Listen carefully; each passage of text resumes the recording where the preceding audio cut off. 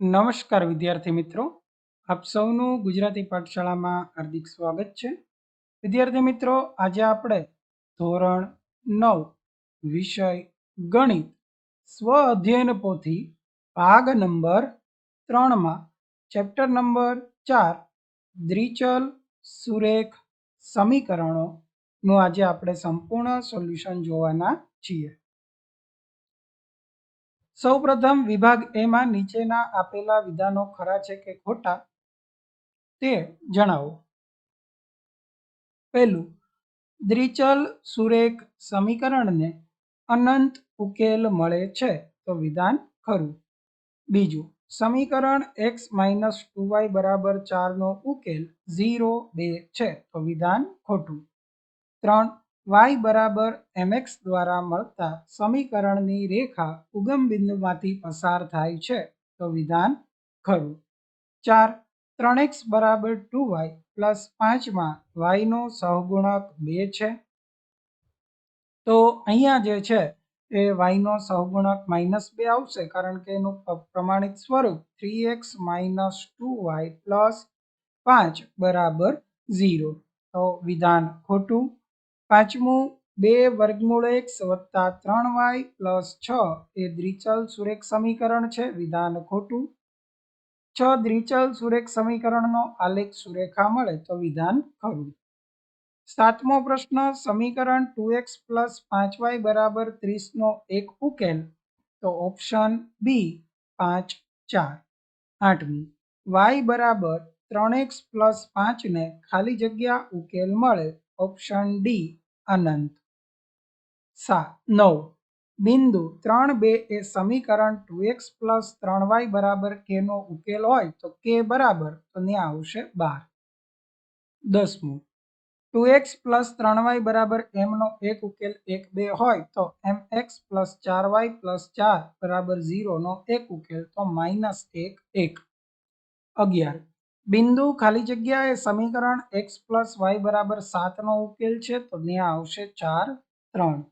12મું, જો f બરાબર ખાલી જગ્યા હોય તો f બરાબર 9/5 સેલ્સિયસ + 32 માટે f = c થાય તો ત્યાં આવશે -40.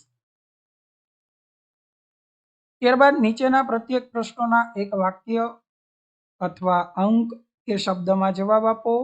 તો 13મો પ્રશ્ન, x = √3y ને દ્વિચલ સુરેખ સમીકરણના પ્રમાણિત સ્વરૂપમાં લખો તો x - 3 √y = 0.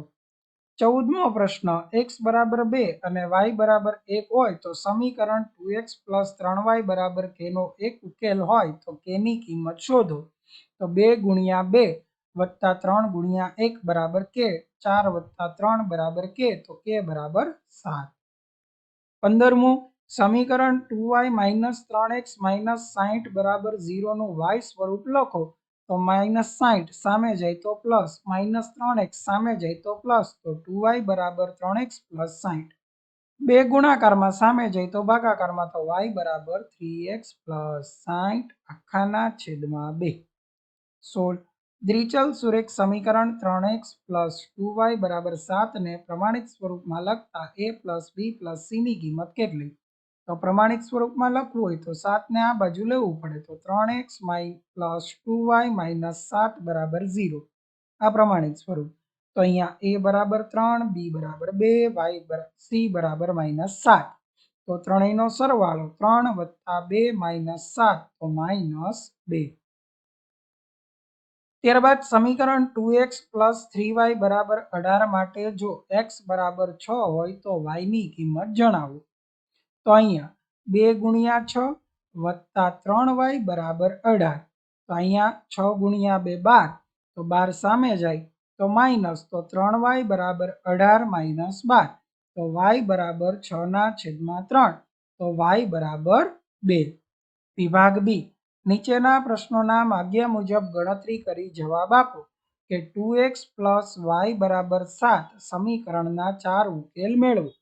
તો સૌપ્રથમ y સ્વરૂપ બનાવીએ કે 2x + y = 7 તો y = 7 - 2x. હવે x ની કિંમતો 0, 1, 2, 3 લેતા આપણને y ની કિંમતો અનુક્રમે 7, 8, 3 અને 1 મળે. તો 0, 7, 1, 5, 2, 3, 3, 1 એ સમીકરણ 2x + y = 7 ના અનંત ઉકેલ પૈકીના 4 ઉકેલ છે. 19મો પ્રશ્ન, એક શહેરમાં ટેક્સી ભાડું આ પ્રમાણે: પ્રથમ કિલોમીટરનું ભાડું 8, ત્યારબાદ દરેક કિલોમીટર માટે પ્રતિ 5 કિલોમીટર છે.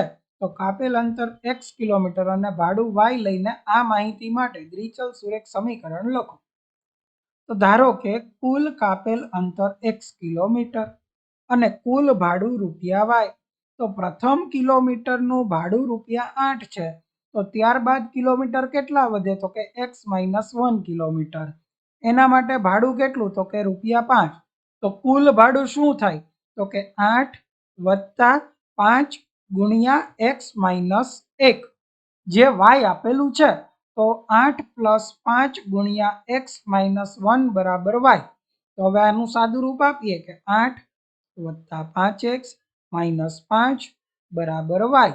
તો 5x + 3 = y. પાયા બાજુ આવે તો 5x - y + 3 = 0. આ આપણને સમીકરણ મળે. 20મો પ્રશ્ન, જેની પર બિંદુ 4, 5 આવેલ હોય તેવી બે રેખાના સમીકરણ લખો. તો બિંદુ 4, 5 માંથી પસાર થતી બે રેખાના સમીકરણ તરીકે x + y = 9 અને 2x - y = 3 આપી શકાય. કારણ કે 4, 5 દ્વારા બિંદુ 4, 5 દ્વારા બંને સમીકરણોનું સમાધાન થાય. આવી બીજી અસંખ્ય રેખા મેળવી શકાય કે જેનું સમાધાન બિંદુ 2, 14 દ્વારા થાય. દાખલા તરીકે 2y - x = 6, y = 2x - 3, x - y = -1 વગેરે. આવી અસંખ્ય રેખાઓ મળવાનું કારણ સરળ છે. આપણે જાણીએ છીએ કે આપેલ સમતલના બિંદુમાંથી અસંખ્ય રેખા પસાર થાય. 21મો પ્રશ્ન, બિંદુ 5, 2 નો એક ઉકેલ kx + 4y = 33 હોય નો એક ઉકેલ હોય તો k ની કિંમત શોધો. તો બિંદુ 5, 2 એ સમીકરણ kx + 4y = 33 ના આલેખ પરનું બિંદુ છે, તમે એમ કહી શકો. તો x = 5 થાય, y = 2 થાય. એ સમીકરણનું સમાધાન કરે. તો kx એટલે k × 5, 4y તો 4 × 2 = 33. અહીંયા 5k + 8 = 33. 8 સામે જાય તો -5k = 33 - 8. બાદબાકી છે એ 25 મળે તો 5k = 25. તો k = 25/5. k ની વેલ્યુ 5. 22મો પ્રશ્ન એની જેમ જ છે કે બિંદુ 5 - 2 સમીકરણ ax + 3y = 7 નો એક ઉકેલ હોય તો એની કિંમત શોધો. તો 5 - 2 આ બિંદુ છે, આ સમીકરણનો એક ઉકેલ છે. તો x = 5 અને y = -2. તો a × 5 + 3 × -2 = 7. તો 5a - 6 = 7. 6 સામે જાય તો પ્લસ થાય. 7 ને 6 13. તો 5a = 13. 5 ગુણાકારમાં સામે જાય તો ભાગાકારમાં. તો a = 13/5. ત્યારબાદ 23મો પ્રશ્ન, πx + y = 9 સમીકરણના 4 ઉકેલ મેળવો. તો અહીં y = 9 - πx કહેવાય. તો હવે x = 0 લો તો 9 - π × 0. 9 - 0 એટલે y = 9. x = 1 લો તો y = 9 - π × 1. તો y ની વેલ્યુ મળે 9 - π. 2 લો તો y = 9 - 2π. 3 લો તો 9 - 3π. તો આથી 0, 9, 1, 9 - π, 2, 9 - 2π, 3, 9 - 3π. તો આ 4 ઉકેલ છે એ અનંત ઉકેલ પૈકીના અહીંયા 4 ઉકેલ જે આપણું સમીકરણ છે πx + y = 9 ના 4 ઉકેલ અહીંયા દર્શાવેલા છે. તો વિદ્યાર્થી મિત્રો, ધોરણ 9 સ્વ અધ્યયન પોથી ભાગ નંબર 3 ની અંદર ગણિત વિષયનું ચેપ્ટર નંબર 4 દ્વિચલ સુરેખ સમીકરણોનું સંપૂર્ણ સોલ્યુશન અહીંયા પૂર્ણ થાય છે. જો તમને અમારો વિડીયો ગમ્યો હોય તો વિડીયોને લાઈક કરો, ચેનલને સબસ્ક્રાઈબ કરો અને બાજુમાં રહેલ બેલ આઇકોન જરૂરથી દબાવો, જેથી કરીને અમારા વિડીયોની નોટિફિકેશન આપ સુધી સૌથી પહેલા મળી રહે. Thank you for watching.